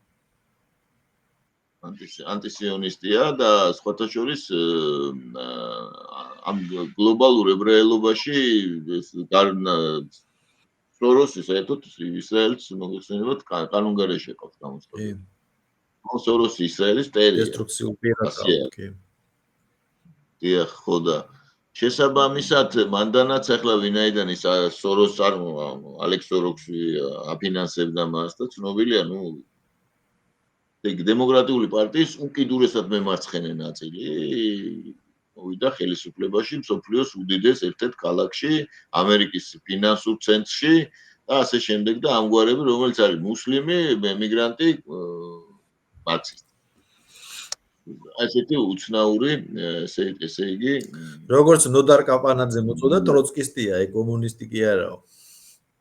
ხო, მარქსისტი ეგრეთ წოდებული, ტროცკისტი, რა თქმა ხო, ახლა ტროცკიზმი საერთოდ რა პარადოქსალურად არ დაჟღერდეს, ძალიან გავრცელებულია ამერიკის აკადემიურ წრეებში, ჩემზე კარგად ეცოდინება ამის შესახებ. შესაბამისად, მივიღეთ აბსოლუტური კომიკური სურათი საერთოდ, რომ ახლა ტრამპისტები ამბობენ, რომელიც არიან კიდევ ცხადია შემოჩენილი. ყარი ტრამპისტები ამბობენ, რომ ეს შეგნებულად გადადგმული ნაბიჯი იყო, იმიტომ რომ მანდანა ნიუ-იორკს საერთოდ დაანგრევს და ყველა დაინახავს იმას, რომ დემოკრატებისთვის ხმის მიცემა არ შეიძლება, მაგრამ ამავე დროს ამერიკაში გაძლიერდა ისა მიგრაცია, შიდა მიგრაცია. ანუ შიდა მიგრაცია ნიშნავს იმას, რომ დემოკრატიული შტატებიდან ხალხი მირბის, ესე იგი, რესპუბლიკურ შტატებში. მაგრამ მე აქედან მირეკავი რომ მოდიანო იქიდან, აქო. ესე იგი, მე აქ ნერგავენ იმას, რასაც იქიდან გამოექცნენო. ხო და საინტერესოა ისე თავისთავად ცხადია და ეს ერთი რამე რჩება ხედველობიდან, რომ ეს არგუმენტი, რომ ისინი არიან შეშლილები, ხო ამას უძახიან რა, შეშლილები, ხო, შეშლილები. შეშლილებისთვის შეშლილის დაძახება არა წამალი. ანუ ეს არ შველის. ანუ ადამიანი შეშლილი რო არ იმ იდეოლოგიის თუ რა თქვია, გაუგებრობაში რო ყვება და მისი მენტალური ველი არის არეული, მას რამდენიც არ უნდა უძახო შეშლილის ვერ აღიქონს თავის თავს შეშლილი. ხო. შესაბამისად შედეგებიც მივიღეთ აგერ. ახლა ისი დაპირებების ხელშეოს არ დამეზარდა გავეცანი და დიდხანს მეცინებოდა რომ შესაძლებელი გახდა შტატებში. გავსი რამ, რომ ესე უფასო ტრანსპორტი, რაღაც უფასო, ყველაფერი უფასო და მსგავსი პროგრამით, როგორ შეიძლება 21 საუკუნის 25 წელს მოვიდეს პიროვნება. აი ამ მსგავსი პროგრამით და მსგავსი პერსონა. მსგავსი პერსონა, რომელიც არის ისა, რა ქვია. ან ის იყო ხომ, რა ქვია, მომღერალი კი არ იყო უბრალოდ TikTokeri იყო, ანუ შოუებს დგა 34 წლის და ძალიან ახალგაზრდაა, ხო, TikTokeri იყო, აი წარმოდგენაც არა აქვს ახლა სად მოხდა ის, ცხადია. თან ისეთ თემებს ეჭიდება, სოციალურად ისეთ თემებს ეჭიდება, რომ წარმოდგენა არ აქვს, იმიტომ რომ შეძლებული ოჯახიდან არის. აქ ნიუ-იორკში ცი როგორი ისაა, რომ აი შრომელი კლასიდან მოვიდა, არა და ჩვეულებრივი ტიპიური, აი მაღალი ფენის წარმომადგენელია, დედის მხრიდანაც და მამის მხრიდანაც. წარმოდგენა არ აქვს რასაც სოციალური პროგრამები. ეს სანდერსმა დაუწერა ალბათ და კიდე იმის უკან კიდე აი სოროსმა, უმცროსმა და ასე შემდეგ. და ჩვენ ეს გამოვლილი ხო, გასაგებია ეს კი, ჩვენ გამოვლილი ვართ, მაგათ არა აქვს გამოვლილი მანდ და გამოივლიან. ახლა ხო არის იქ იმაში რა ქვია, ორეგონში არაჩვეულებრივი პროცესები ხო მიმდინარეობს და ახლა წარმოვიდგინოთ ნიუ-იორკის მასშტაბით. სხვა მასშტაბებით. ძალიან ძიმე პროცესია.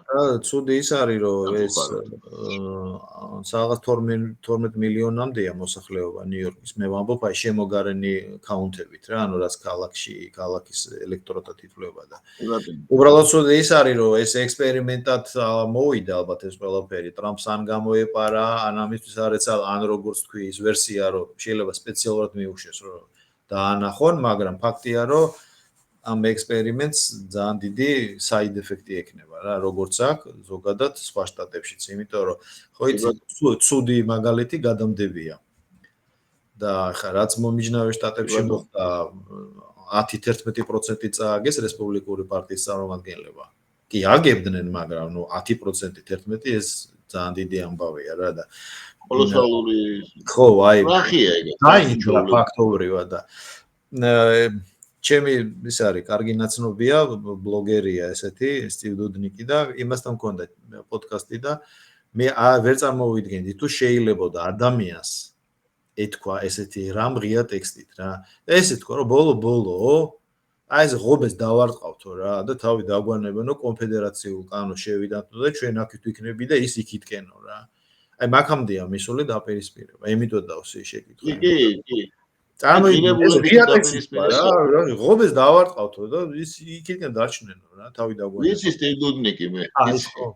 ის გამწარებული იყო ხო. ხო, ისეთი რამე თქვა რომ აი ხო, მაგრამ ნუ აი ესეთი განწყობა ბევრსაა. ბევრსაა ესეთი განწყობა ნატურალიზმის ვარ და ხვალზე გუნდა ჩამოვიდე, მაგრამ ესენი აქ ცხოვრობენ და ამათ აქ იცი როგორ გამძაფრებული. კარგი, ამერიკაც მიმოვიხილე თავის ყვავილებით და აი ბოლოსკენ მივდივართ და ძალიან ხო ყველაზე საინტერესო და მნიშვნელოვანი რამ იყო რომ შუა აზიის 5 რესპუბლიკის პირველი პირი ახლა დონალდ ტრამპს ტოკაევმა ესეთი მიმართვაც გააკეთა რომ თქვენო ამერიკის პრეზიდენტი რომელიცო ღვთისგან დასმულიო თუ ღვთისგან ბოძებულიო ანუ ხა ტრამპს კიდე ეგ უნდა და ხა ეპითეტები ისაც არ აკლია ეს ვინ როგორ აღიჩენს ხო და ეს რა იყო და ამის მერე ტოკაევის სახელმწიფო ვიზიტი უკვე თავის აი პომპეზური მიღებით მოსკოვში რა კავშირი შეიძლება რომ იყოს კავშირი არის რა თქმა უნდა ახლა ტრამპი ზოგადად ახეს აი მოდი ასე ვთქვათ საგარეო პოლიტიკურ PR აქციებს მოდი ასე ვთქვათ აკეთებს და ნუ ახლა რა თქმა უნდა არის იქ პრაგმატული მომენტები მაგრამ ძირითადი მაინც მისთვის ყოველთვის ყველგან რჩება შიდა პოლიტიკური საკითხი ეს ალბათ ვინც ამერიკა ცოტა მაინც ისა თავარი მანდეი არის ყოველთვის ხო იმიტომ რომ ის თვითკმარი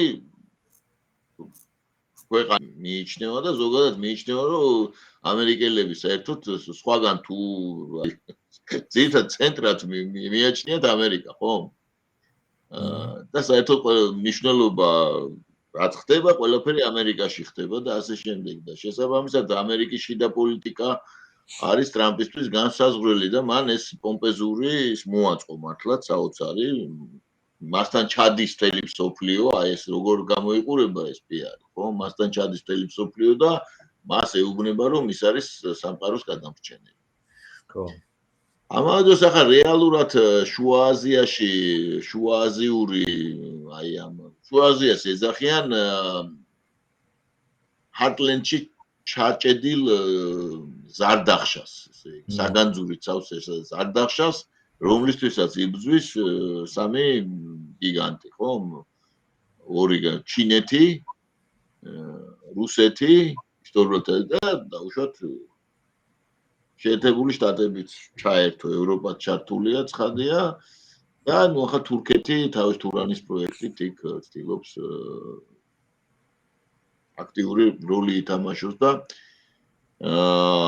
ახალი თურქული ესე ვთქვათ გახდეს მეოთხე ძალა თურქეთს ეგ ისაა მაგრამ ძირითადად ახლა მაინც ჯერჯერობით ამ ეტაპზე სამი აქტორი არის მთავარი მან შუა აზიაში ეს ზოლაში შეერთებული შტატები ჩინეთი და რუსეთი აქედან გამომდინარე ახლა გასაგებია ყაზახეთი არის ძალიან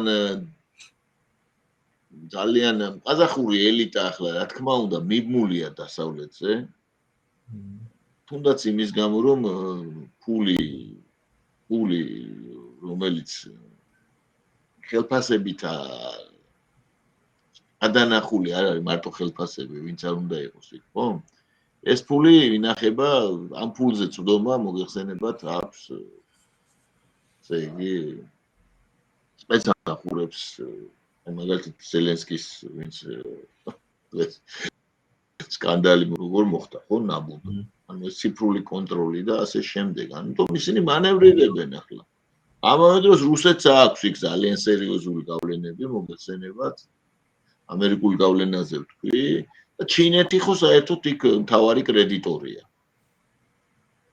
ანუ ჩინეთს გავლენა უზარმაზარი და გადამწყვეტია შუა აზიაში.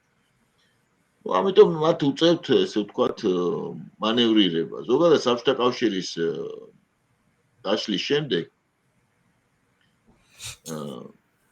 ესე ვთქვათ ეს ქვეყნები რომლებიც გამოეყვნენ საბჭოთა კავშირს, ხო, აღმოჩნდნენ გეოპოლიტიკურ გაურკვევლობაში.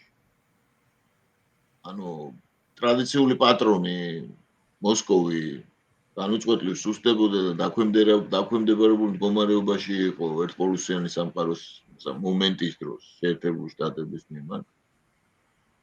ამავე დროს ჩინეთი ძლიერდებოდა და ჩინეთი თავის საზღვრისპირა რეგიონებში აწარმოებდა ასე ვთქვათ გავლენის გაზდის ეკონომიკური გავლენების და შესაბამისი პოლიტიკური გავლენების პოლიტიკას და საქართველოს ამ თვალსაზრისით ხო იყო სრულიად და არის დღესაც სრულიად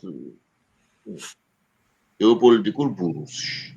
ანუ ჩვენ ესე იგი რუსეთთან გვაქვს გადავიდეთ ჩვენ ქვეყანაზე, რუსეთთან გვაქვს დიპლომატიური ურთიერთობა არ გვაქვს და გვადანაშაულებენ ამავე დროს პრორუსულობაში, რაც თავისთავად პარადოქსია და რაღაც საიდუმლო პოლიტიკის წარმოებაში რუსეთთან მიმართებაში და ამავე დროს რუსეთი არანაირ ნაბიჯებს არ დგავს გარდა დაუშვათ სავიზო რეჟიმის შემსუბუქებისა და სატრანსპორტო იმის ბლოკადის თვითმფრინავების დანიშვნისა. გვაქვს ვერბალური ომი იმასთან, რა ქვია, შეერთებულ იმასთან, ევროპასთან, შეერთებულ შტატებში შეჩერებული გვაქვს სტრატეგიული ხელშეკრულება და რუსეთთან გვაქვს, ჩინეთთან გვაქვს, ასე ვთქვათ, სტრატეგიული თანამშრომლობის ხელშეკრულება. აი ასეთ პარადოქსალურ მდგომარეობაში ვიყავით, ჩვენ მუდმივად გვახსოვს SNG-ს ისტორია, ხომ, SNG-ში ვარ შევდივით სანამ მერე ომი იყო და მერე შევედით და მერე კიდე ომი იყო და გამოვედით დაზიანებული. აი ესეთ მდგომარეობაში ვარ ჩვენ, მართლაც პარადოქსალურ მდგომარეობაა ეს ჩვენთვის და ძალიან საშიში მინდა ვთქვა. რაც შეეხება შუა აზიის ქვეყნებს, აი ისინი არიან აი ასეთ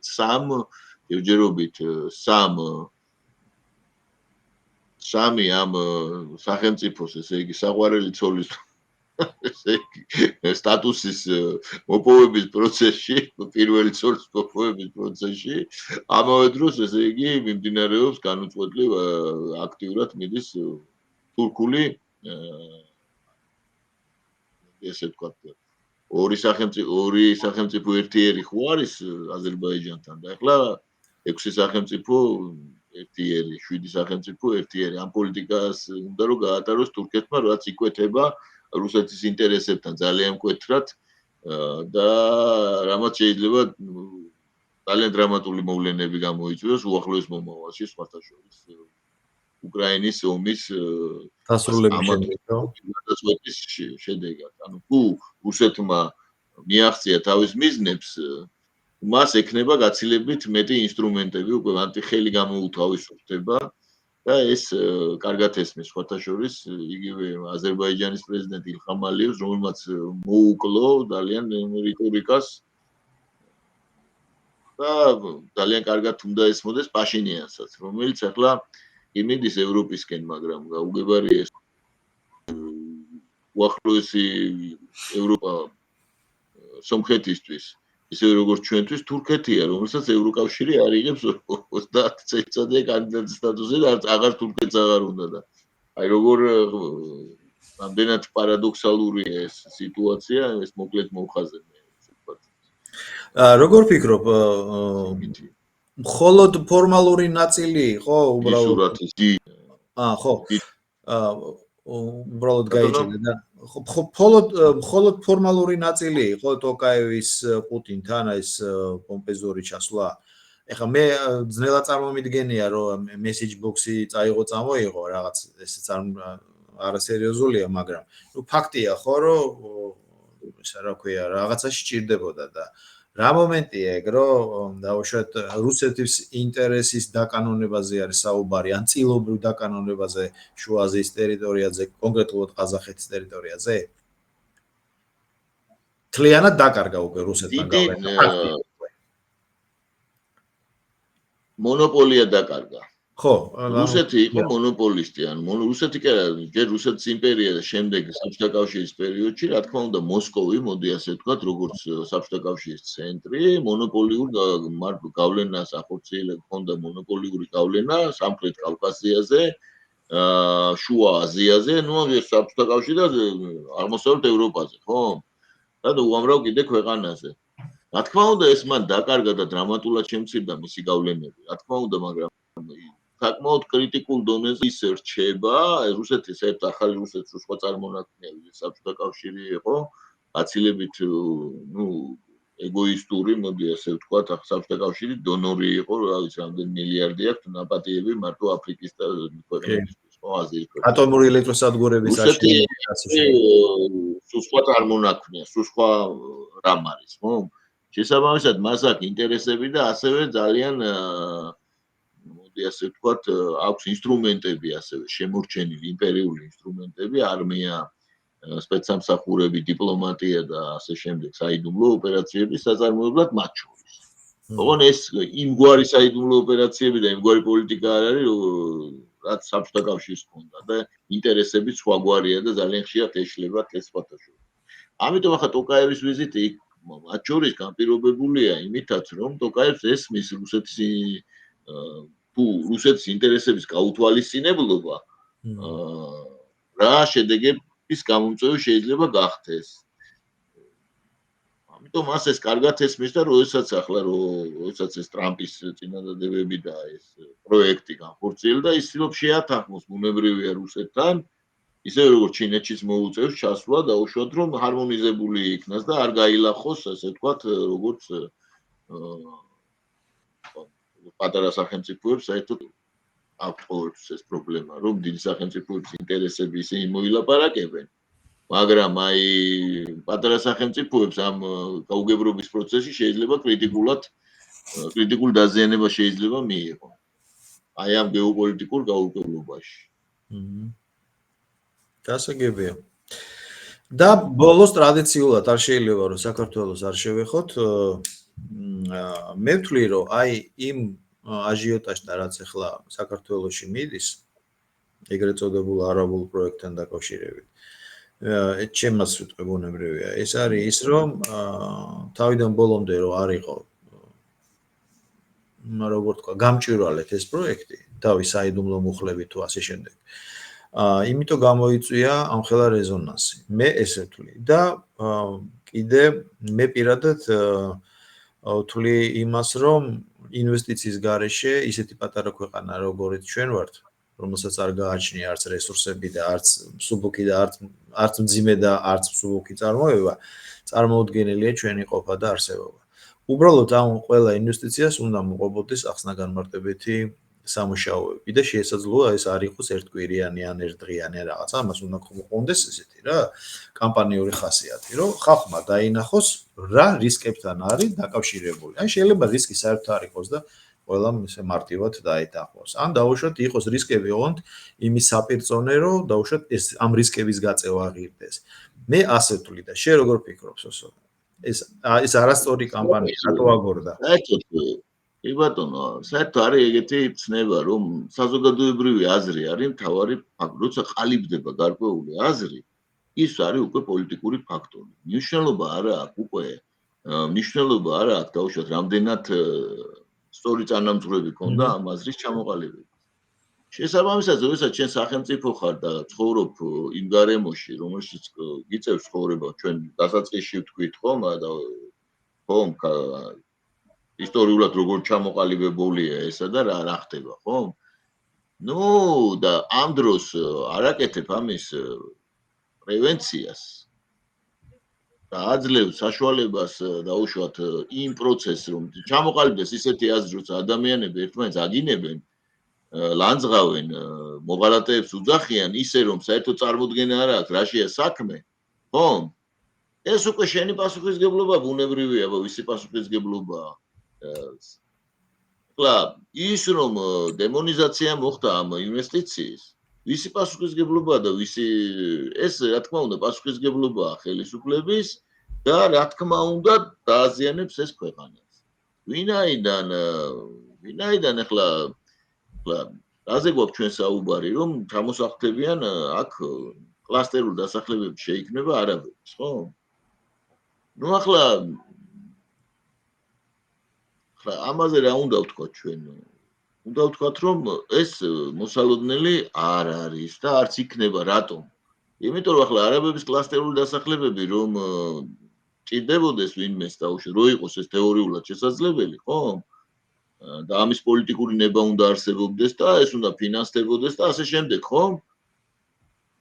ნუ არაფერი უშლით ხელს მან იყიდოს მაგალითად ორბის ისინი რა ქვია, ცათამბჯენები მთლიანად. ან დაუშვათ აქსისი აშენებს 1.5 მილიონ კვადრატულ მეტრს. ან რავი, რამდენი 12 მილიონი კვადრატული მეტრი აშენდა თუ არ ვთქვი შარშან, ახლა არ ვიყავი.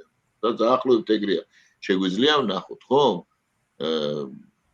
ახლა უძრავი ქონების ყიდვას დღეს არსებული კანონმდებლობით და საერთოდ სოფლიოშიც მე მგონი ძალიან იშვიათია ეგეთ ქვეყანა, რომ უგზალავდეს დაუშვათ უძრავ ქონების შესყიდვას უცხოელს, ხო? მე გულისხმობ ბინას სახლს და არა მიწას. ამასაც ხოთაშორის ვერ ასხოვებენ, იმიტომ საქართველოში სასოფლო-სამეურნეო მიწების გაყიდვა არის აკრძალული. მაგასთან შორის იყო ამიტომაც რომ დეტალები ამაზე უკვე ლაპარაკი გვიანია. აი ხო, ეს უკვე გვიანია. ეთილი უნდა ინებო სახელმწიფო რო ხარ, განმარტო თუ იმასთან წინასწარ გააკეთო ამისთვის ღონისძიებები. საზოგადოებამ რო დაინახოს არის აქ რისკები თუ არ არის რისკები. ხო ასეა. რა თქმა უნდა. შექმნა ეს ხო კი არის ზალადო საზოგადოებრივაზე, იმიტომ რომ და ყავდეს დობის ჯგუფები, უნდა იმუშაო იმისთვის, რომ აი დაუშვათ ასეთი ნუ დავარქმევდი ამას აბსურდული, სრულიად ნუ უფრო ძიმე ტერმინები არ მინდა გამოვიყენო, ტრენდები იდეოლოგიური არ ბატონდებოდეს ქვეყანაში რა. ეს დამანგრეველია ჩვენი მომავლისთვის. პირდაპირ თქვათ, ხო, იმიტომ რომ ხა შენ კარგად თქვი, რომ ინვესტიციის გარეშე, ნუ საქართველოს ახლა რა არა პერსპექტივა. უნდა განიმარტოს ასევე რა არის ეს ინვესტიცია ადამიანებისთვის, რა სიკეთე მოაქვს, საფრთხეები თუ ხო არ არის. ეს ყველაფერი, აი რაზეც ვილაპარაკე, ეს ყველაფერი წინასწარ უნდა ყოფილიყო გაკეთებული და არა ისე რომ დაუშვათ შეგექმნა საშუალება დაუშვათ ისე იმ ადამიანებისთვის, რომლებსაც უნდათ და მოწოდებული არიან და დაფინანსებული არიან, ყველაფერში აბსოლუტ ამაზე არ ვლაპარაკობ არაბული მიმართულებით. ყველაფერში დაინახოს უარყოფითი და მოაწყოს ქვეყანაში არეულობა, ამათ არ მიცე ხელში ინსტრუმენტი, ხო? და ეხლა როდესაც ამაზე ვლაპარაკობ მე, გასაგებია რა არის ზუსტად ისეთი კამპანია გაჩაღებული, ჩემ წინააღმდეგაც რა იმის წინააღმდეგ, რომ აი ამას რო ვლაპარაკობ მე თურმე ვიღაცას ვაპარავებ, რაღაც სიგიჟეებს წერენ, ხო? ესეც ხომ ჩვეულებრივი დამანგრეველი რამ არის, ხო? როდესაც საერთოდ აი ასეთ აბსურდულ, სულელურ ნებს, რა ქვია, ბრალდებებს უყენებენ ვიღაცეებს, ხო? ამ შემთხვევაში თუნდაც მე აბსოლუტურად რა თქვი ახლა მე ზუსტად ამას ვიძახდი ყოველთვის, ამონტაჟებენ ვიდეოებს და ასე შემდეგ. ანუ წინასწარ შეკვეთილი კამპანიაა ეს ჩვეულებრივი, რომელიც სხვადასხვა გაგრძელდება, მინდა ვთქვა, გაგრძელდება, ვინაიდან ამას ყავს თავის ინტერესანტები. აქედან გამომდინარე, მე პირდაპირ ვადანაშაულებ საქართველოს ხელისუფლებას, მე რამდენჯერ ხდება ეს? მე რამდენჯერ უნდა მოხდეს? და ეს რა არის? მათ ინტერესებში შედის, მაინტერესებს თუ რა. ამავე დროს ახლა თვითონაც ესენი ვერ აცნობიერებენ როგორ ჩანს, ვერც აქეთ ამხარე, ვერც იქით და ვერც ხელისუფლება, რომ დემონიზაცია ამ ხელისუფლების, ხო? ამ ქვეყნის კატასტროფას ნიშნავს. ანუ ესენი რას ქმნიან, უყურეთ როგორ იმას სურათს, რომ აი ქართული ოცნება არის საქართველოს მტერი. ერთი ფლანგი იძახის რომ ესე იგი საქართველოს მტერია, იმიტომ რომ ევროპისკენ არ მიყავს, მოწყვიტა ევროპას, ხო? და მიყავს რუსეთისკენ და სადღაც ჩელიაბინსკში მიყავს, თავის სადღაც, ხო, მაგადანი. და მეორე მხარე იძახის, რომ საქართველოს ხელისუფლებამ აქვს მიზანი, რომ შეცვალოს საქართველოში ეთნიკურ-რელიგიური ბალანსი და შექმნას კლასტერული დასახლებები. აი ეს მიზანი აქვს, ამას ამბობენ, ხო? ნუ ახლა ეს შედეგი რა იქნება ამის? რომ შედეგი იქნება ის, რომ დაუშვათ და გამოდიან და რაღაცებს ლაპარაკობენ. შედეგი რა იქნება? შედეგი იქნება შიდა არეულობა, ხო? იმიტომ რომ ის ადამიანები, ვისაც ასე არ მიაჩნია, ხო არ შეეგუებიან იმას, რომ დაუშვათ ამ მიზეზით დაიწყოს რევოლუციური მოძრაობა, ხო? იქნება ახლა ეს ცხელი თუ ცივი მუდმივი სამოქალაქო დაძაბულობა და ახლა ამას ვერ უნდა თulides თვითონ ეს ხელისუფლება მეორე მხრივ, ხო? და ის იმ ხელისუფლებაში ვინც ამაზეა პასუხისგებელი? ეს ხომ როგორც ტალეირანი იძახდა, ეს არ არის დანაშაული, ეს უარესია, ეს შეცდომა არის.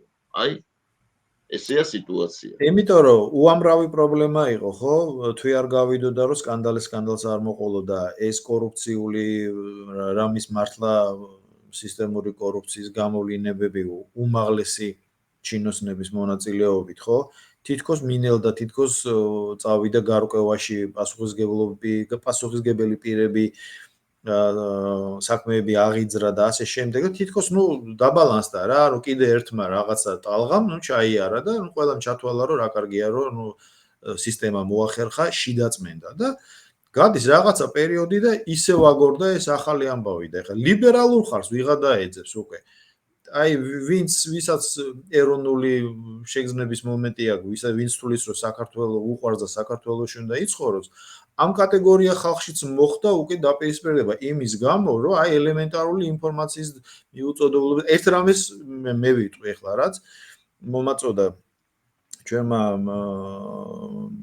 მეგობარმა რესპონდენტმა, რომ აი მაგალითად გავარკვიე, რომ საიმიროების საიმიროებშიც ზუსტად დემოგრაფიული პოტენციალი ყოფილა მიახლოებით იგივე რაც ჩვენთან. 1.77, 1.8. ხო და აი ეს არის ეს ზღვაში წვეთი, ეხლა მე ამან რაც მომწერა და მე რაც ეხლა აქ ვთქვი. და ამნაირი არგუმენტი იმისა, რომ აი ესეთი ტოტალური მიგრაცია არ მოყვება, არის კიდე უამრავი, ხო? ხო და ხო შეიძლება ამის თქმა რა. არა, ეხლა არის ერთი წყება ადამიანების, რომელიც რაც არ უნდა უთხრა, წინასწარ არის განწყობილი და ეხლა იმაზე არ ვლაპარაკობ, დაინტერესებული. შეიძლება ვინც თუ დაინტერესება არის ასეთი, სახელმწიფო იმისთვის არსებობს, რომ მსგავსი დაინტერესებულობები, ასე ვთქვათ, არ დაუშვას. და დივერსიული მოქმედებები, ხო? ახლა გაერთიანებული არაბთა ემირატების ამყოფი ვარ რამდენჯერ. ხო და ეგ ახლა იქით არის, იქ პრობლემები აქვს მაგათ დემოგრაფია. სერიოზული, ხო? მე არც ვიცოდი უბრალოდ რომ დავინტერესდი ამითი, მომაწოდა ჩემმა მეგობარმა რომ ნახეო მონაცემებიო. რა გადმოვარგება.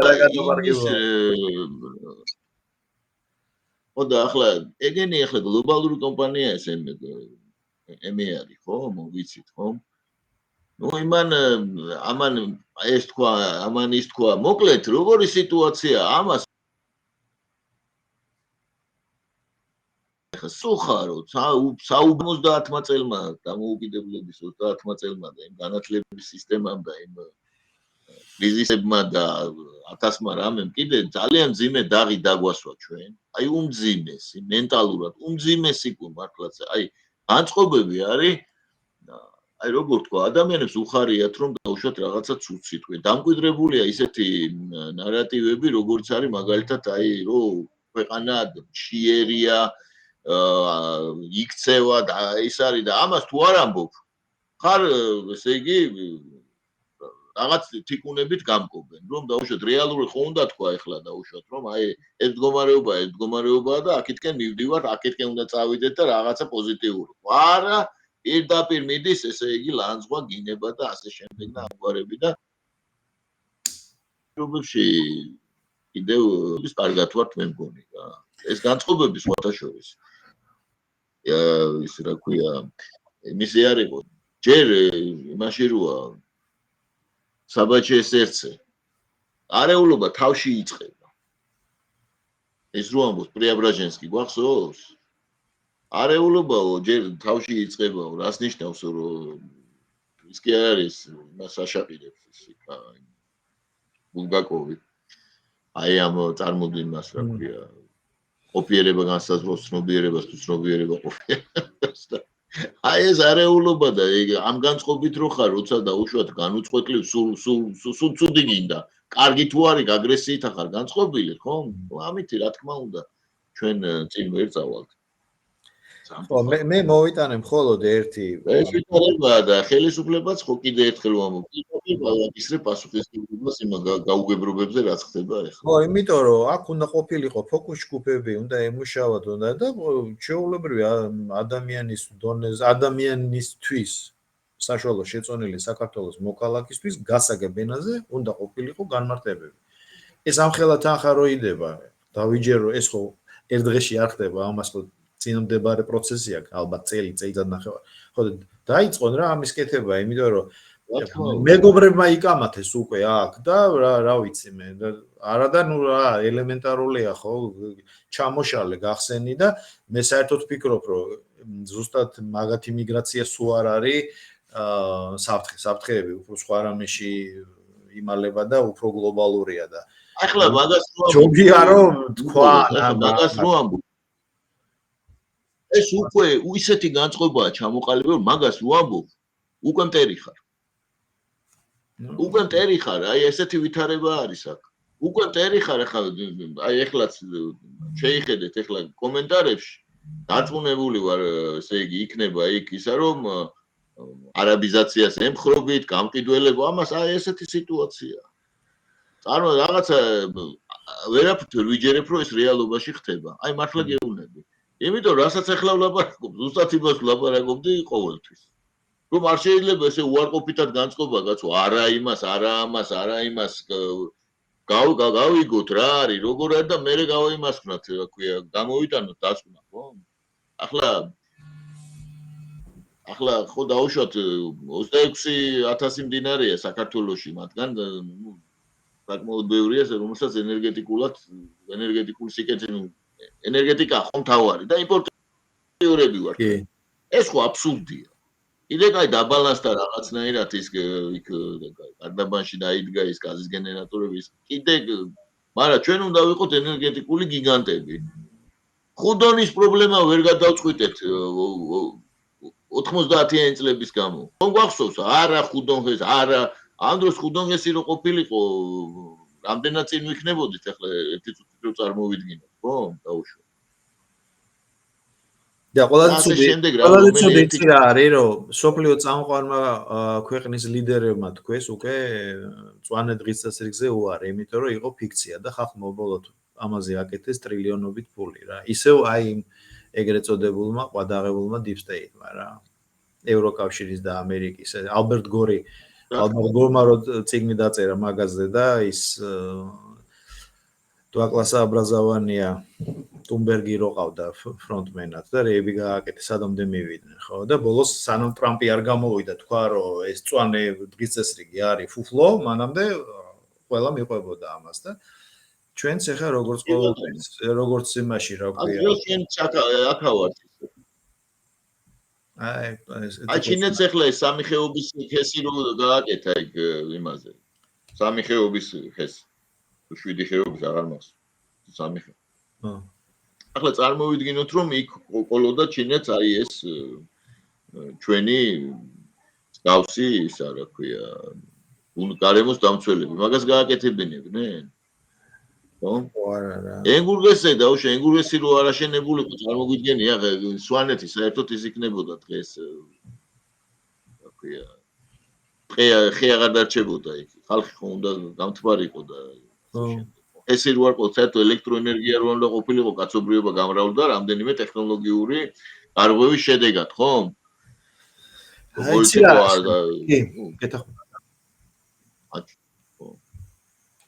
არა, გაგაწყვეტინე ბოდიში, იმიტომ რომ აქ ეს ვერ დაგეწიე. ხო და ახლა ზუსტად იგივეა ხომ ამას რო ლაპარაკობ, აუშვათ ეს რო რაციონალურად კაცო იქ კი არ უნდა აშენოს სადაც ნარღვევია მაინც ადამიანს, ხო? იმ ნავახვანზე რა მივიღეთ ესე იგი ჯერ დაიწყო აი ეს საოცარ ჯერ მიწები მიყიდეს, მერე პროტესტი დაიწყო, იმიტომ რომ შეკვეთილი იყო, მერე გაირკვა ყველაფერს ანულებდა რა თურმე სადაც გეოლოგიური კვლევა არ იყო წესიად გატარებული, იქ ნარღვევი აღმოჩნდა, სადაც უნდა ყოფილიყო. ამახვან გესიდა. ეს ხო შეგიძლია რომ თავიდანვე ან სახელშეკრულებას დებ, ან ისა გააკეთო ეს ფოკუს ჯგუფები, გააკეთო დობის ჯგუფები. ხო რა. აი, ნუ ეს ხომ ელემენტარულია, ხომ მე მგონი, ელემენტარული არ არის საქართველოს ყველაფერი რთული, არავინ არავის არ ენდობა, მაგრამ მაინც აი რატო უნდა შედიოდეს აბსურდულ მდგომარეობას, აი რატო უნდა შედიოდეს ხელისუფლების იმაში, რა ქვია, გეგმაში, ნუ შედიოდეს არა, ესე გამოდის, თორე ვიცი რომ არ შედის. რატო უნდა შედიოდეს ხელისუფლების გეგმაში, რომ საზოგადოების გარკვეულ ნაწილს მეორე ნაწილმა უძახოს არაბული საქართველოს არაბიზაციის მომხრე. აი ვინ ჭკვად ყოფილი არის ხა საქართველოს არაბიზაციის მომხრე, ხო? მაგრამ საქართველოს არაბიზაციის არა, მაგრამ საქართველოს დესტაბილიზაციის მომხრეა ის, ვინც მაგას აკეთებს. ხო რა.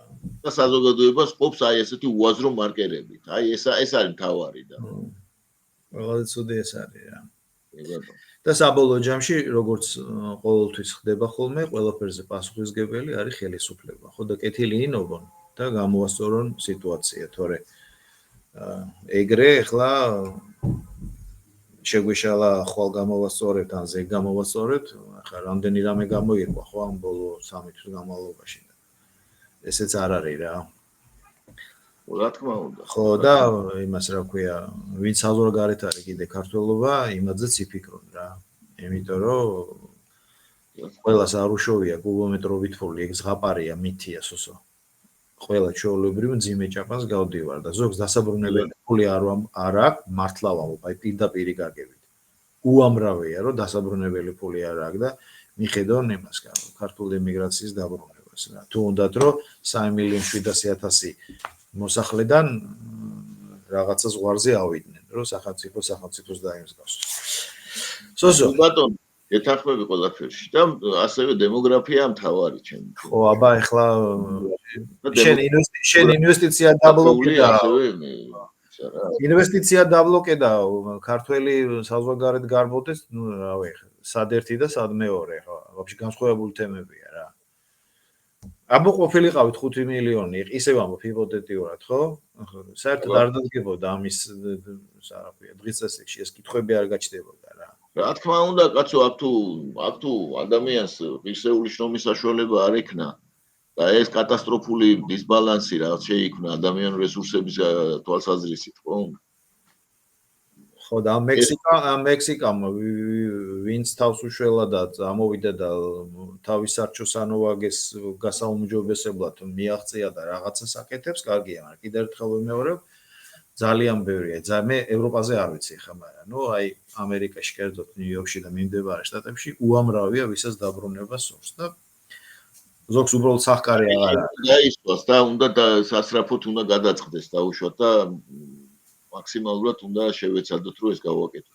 და რატო თქვი, ნახე კონტექსტში, აი მაგალითად ამერიკა, ნუ ნიუ-იორკში ვიტყვი მე რა, არის ეგეთი მერვე პროგრამა. აქ დაჟე ეძახიან ესე რა, სლენგზე ეძახიან პროჯექტებს. ანუ რაღაცა კორპუსები რო შენდება კომერციული დანიშნულებით, ეხლა ბილდინგი არ შენდება იმის არა, ალტრუისტული იდეით არ არის, იმიტომ რომ ყველა დეველოპერი ფულზეა, ხო, ბუნებრივია, ბიზნესია. მაგრამ კონკრეტულ ქალაქს, მუნიციპალიტეტს თუ კაუნტის აქ ეხლა ოლქებად არის დაყოფილი, ხო? აქვთ ვალდებულება, რომ შემჭიდროებული ან უსახკარო აი ამ დიდ პროექტში კვოტა ეძლევა. ესეც თემაა რა და გასათვალისწინებელია რა. კი ბატონო, თუ ვინმე ამას მოусმენს და იმედია მოусმენენ. სოსო, ძალიან დიდი მადლობა მორიგ ჯერზე ამ საინტერესო ინტერვიუსთვის. თემები იყო ისეთი, რომ ამას ერთი გადაცემა კი არა, ერთი თვე რო ისაუბრო, ვერ ამოვწურო. კი ბატონო. ჩვენი ვეცადეთ და დანარჩენი ეხლა ის არის და კიდევ ერთხელ პატუცემოლო, მსმენელებო, მაყურებლებო, მილიონჯერ გავთხილებთ ყოველი ვიდეოს ბოლოს. კრიტიკა შოულებრივია, ალტერნატიული აზრი გაკიცხვაც, მაგრამ ლანძღვა გინებას, ნუ რა, იმიტომ რომ ამოვშლი. ტყუილად თავს ნოიწუხებთ რა. ნუ ახლა ლანძღვაგინება მართლაც მეორე ბუნებად გადაექცა ბევრს ახლა სამწუხაროდ. ერთი რაღაცაც უნდა თქვა, რომ უზდელი ადამიანი, საერთოდ უზდელი ადამიანად მე მაგალითად ნაკლებად მიმაჩნია.